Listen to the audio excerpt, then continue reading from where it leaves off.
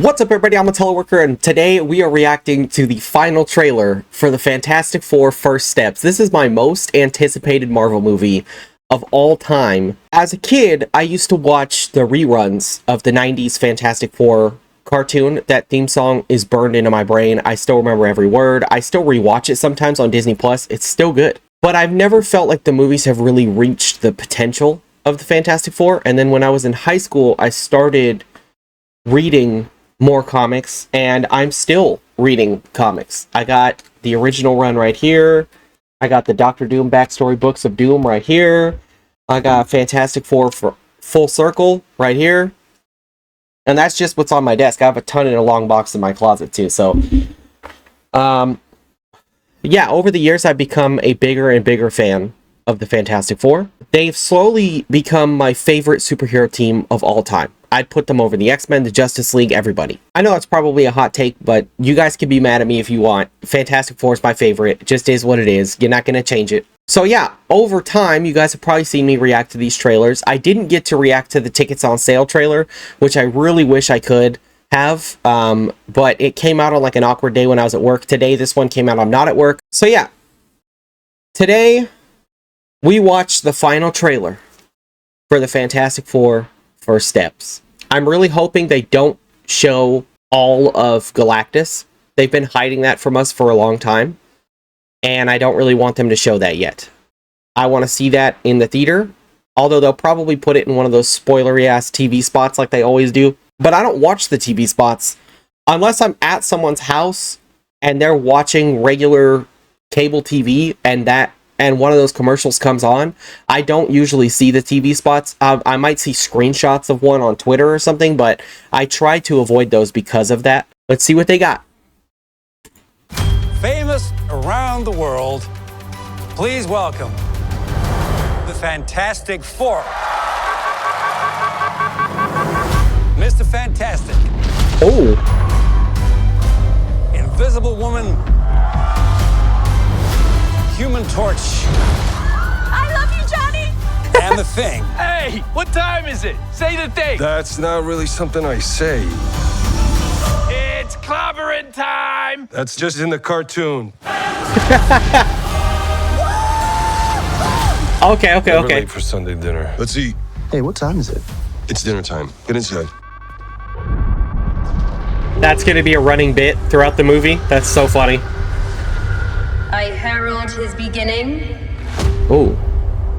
I herald your end. I herald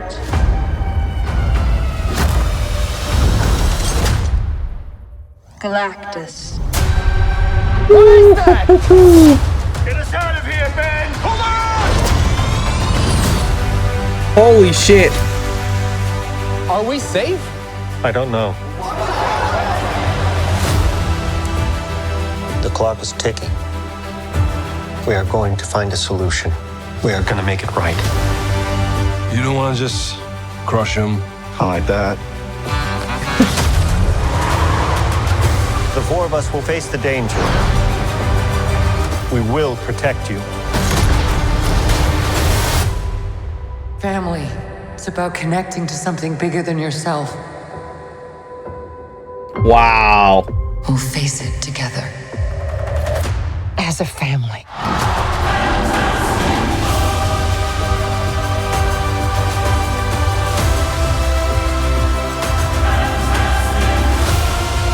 What time is it, Ben? No. Whoa. What time is it, Ben? No, Johnny. Say it! I don't wanna. Say it!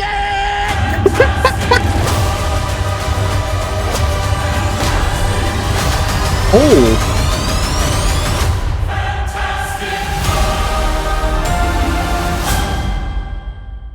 All right.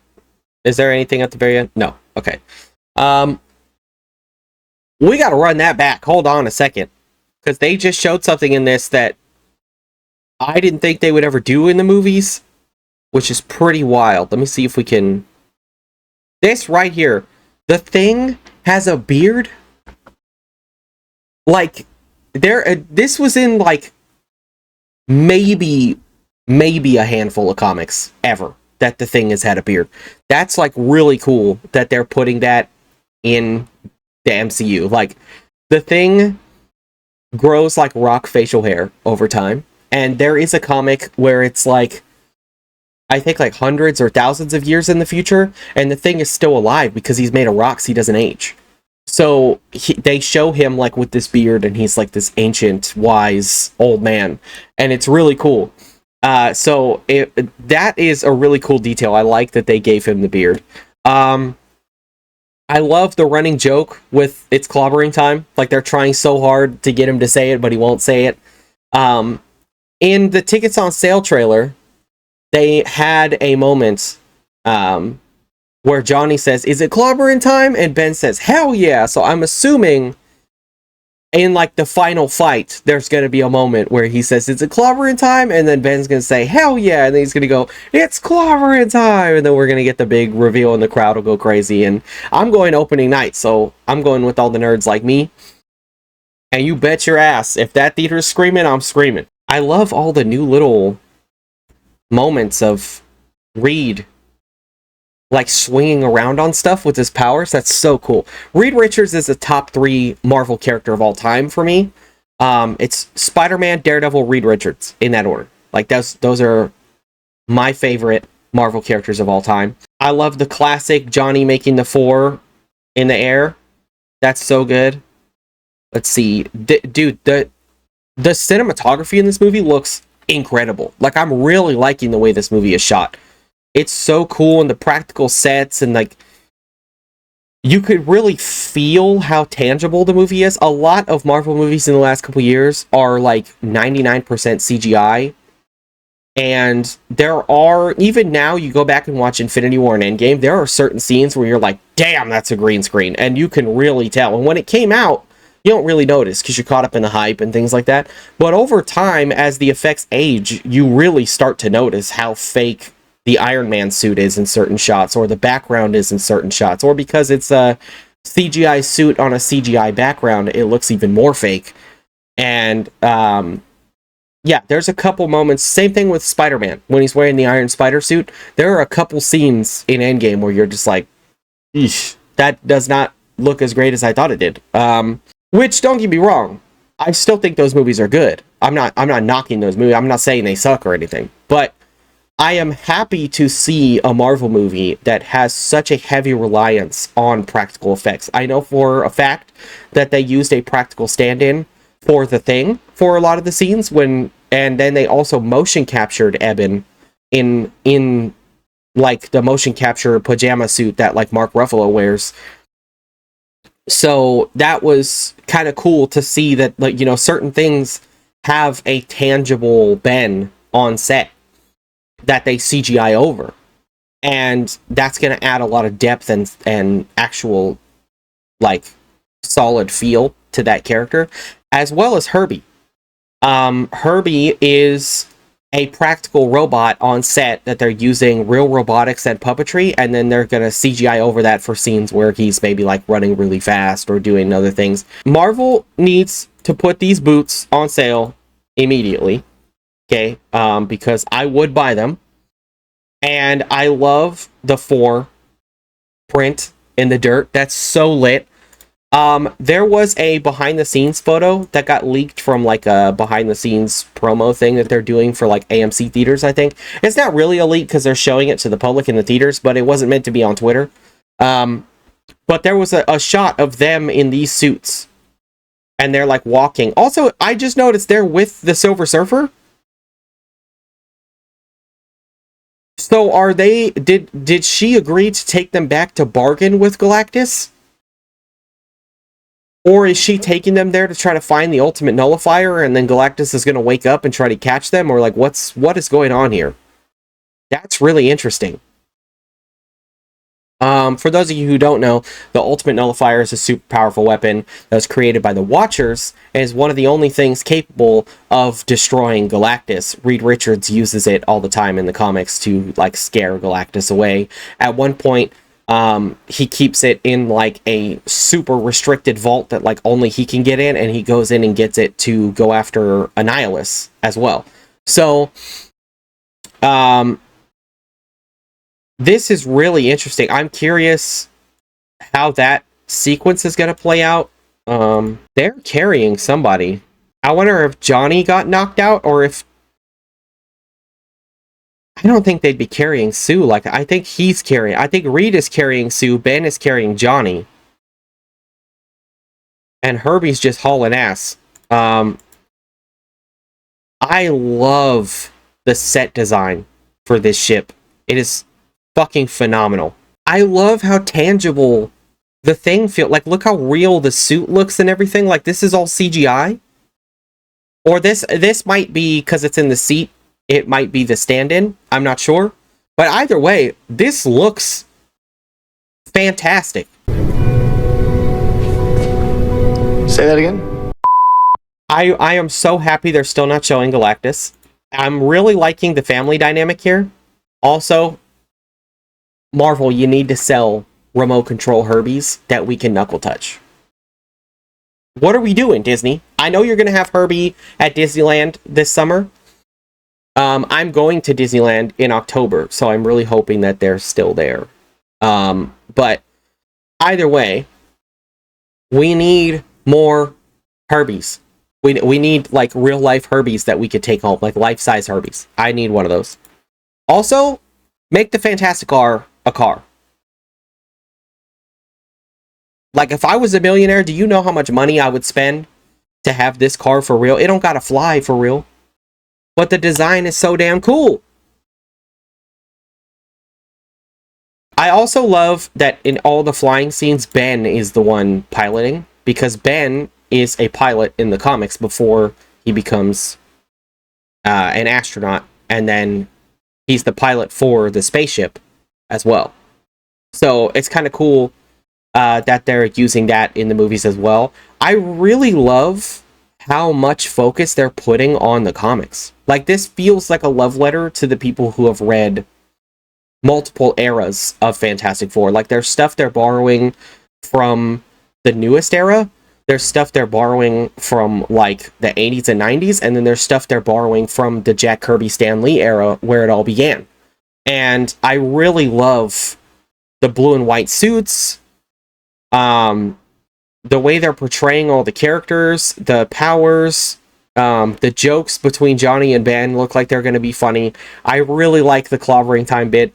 I know I said that already, but that I feel like is going to pay off so well in the theater. Everybody's going to be cheering. Also, this sequence of Reed swinging around Galactus and he's like stabbing him. Is this the ultimate nullifier? Or is he just using that as a tool to, like, damage or climb Galactus? We got Ben going through his neighborhood in regular clothes, trying to live his life. Just being nice to the grocery guy when he walks by. I like that he's like a little celebrity in his neighborhood. Like, that's so cool. And Human Torch, they're doing such a great job with. I really like the design for Human Torch because with the new suits, they put the lines in them, right? If you guys go back and look, let's see if I can find it. Yes. I don't know how well you'll be able to see it on the cover because it's like going to have a glare a little bit. But Human Torch here, when Jack Kirby would draw Human Torch, he always put the line work in the fire. There were like little black lines like in the fire. So because the suit has lines on it, you're going to be able to see the four and the lines like you can in the original art, which is super cool. Also, there's a ton of moments of this that they literally feel like an Alex Ross painting. And Alex Ross does some of my favorite comic art of all time. This Fantastic Four Full Circle book is a story that ties into the old comics, but is all done in Alex Ross art. And let me see if I could find a good example. Yeah, this is a good out of context. As you guys can see, the thing looks exactly like that in the Alex Ross art. Like, it is spot on. So I'm very, very happy with that. It feels like the natural evolution of the Jack Kirby art is how I would describe Alex Ross's. It's like he took the original designs and just added a fuck ton of detail to make them super realistic. And I think that's so cool. Where's the... Yes, right here. everybody was like, oh my god, they're not making him like a hoe anymore, and that's gonna ruin his character. As you can see here, he's showing off for the girls. So, and they have the billboard, the underwear billboard of Johnny, and the dog is like pulling the Fantastic Four underwear off.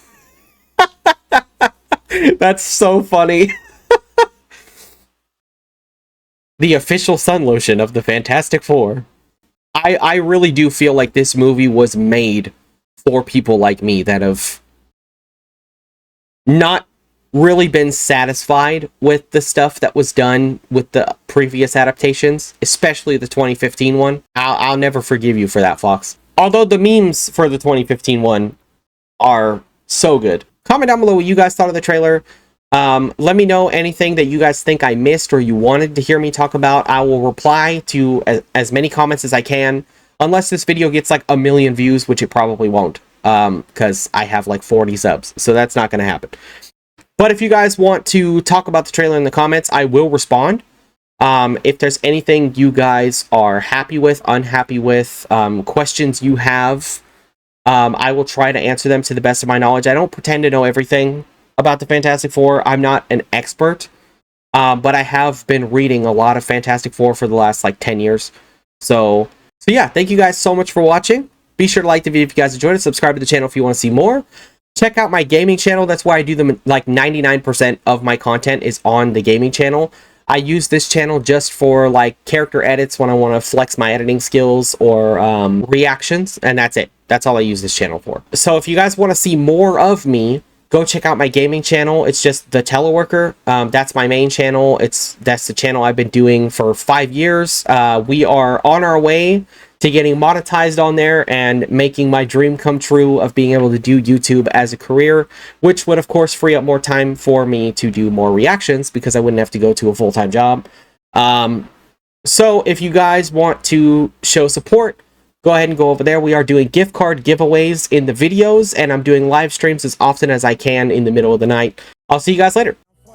But I'm way too alive. I got all of my love that I live with. Just know that I do it for you when I'm losing myself through it all. Even though I'm a miss it, you hate what I'm showing when I'm acting different. A part of me's losing the trust, I get distant. So who am I? The judge of your life, I'm crucified. Above all the morals I set a life. You think that I got it, but you ain't mine.